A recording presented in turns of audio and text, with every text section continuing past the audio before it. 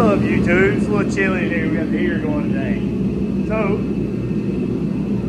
ta-da! This thing's filthy. Dad needs to watch this thing. So we're working on my dad's Venza today. We're going to do some plugs on it. And to do the plugs, you got to pull the upper plenum off and stuff. So we're going to get to it. Start off taking this plastic piece off. We got to take the air box and stuff off and go from there.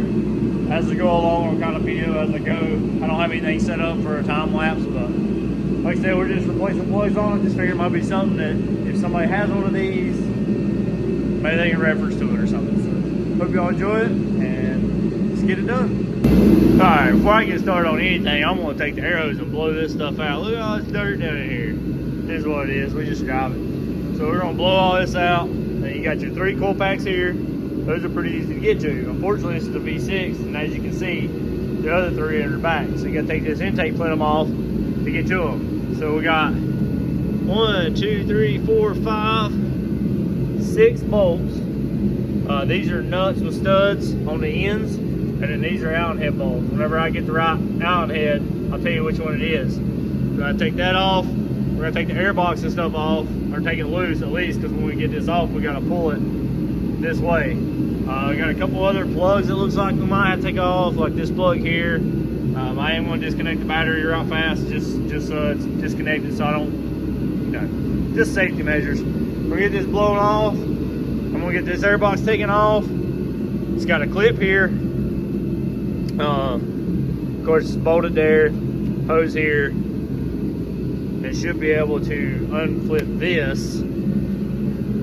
Just take these off. And that way this top part will come off and this bottom part can stay here. So this should just come off like normal. Take it off there, pull all this off, of course undo this plug. So let's get this stuff off and then we'll go from there. All right, so what we got so far is I ended up taking this hose off with both of these. That way I can just set it out of the side.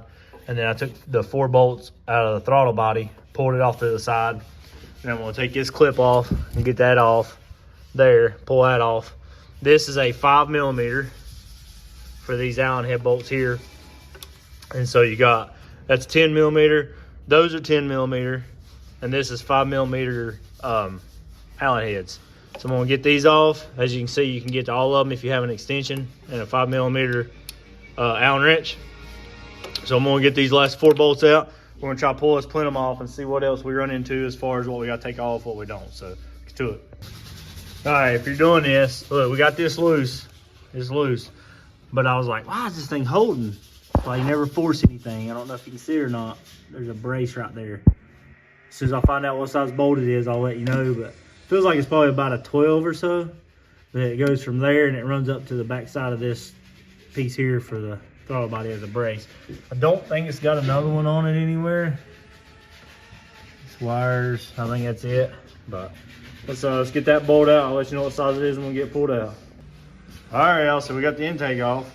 This thing set in there like that, right? So you had a 12mm bolt there, and then you had this brace here, a 12mm bolt.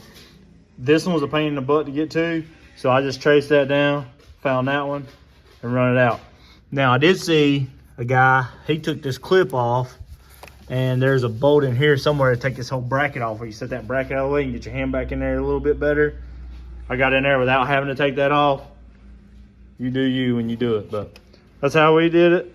Take this off, set it to the side. We get these plugs changed on this side. I'm gonna stick some rags in these holes so I don't accidentally mess those up. Stick some rags in those holes and get these plugs changed. All right, so we went ahead and changed them. As you can see, I put stuff in the holes here just so we can get anything in them. What I also did is I took these bolts out, and that way I could get the harness off. There's also a plug right here. You need to unplug it so you can pull this harness up out of the way enough to get to all those. Probably be good to take that one off too. I didn't have to, but so we got them out, got them put back in. We're gonna put these clips back on, put everything back together. There's the little man, look at him, he's been riding today.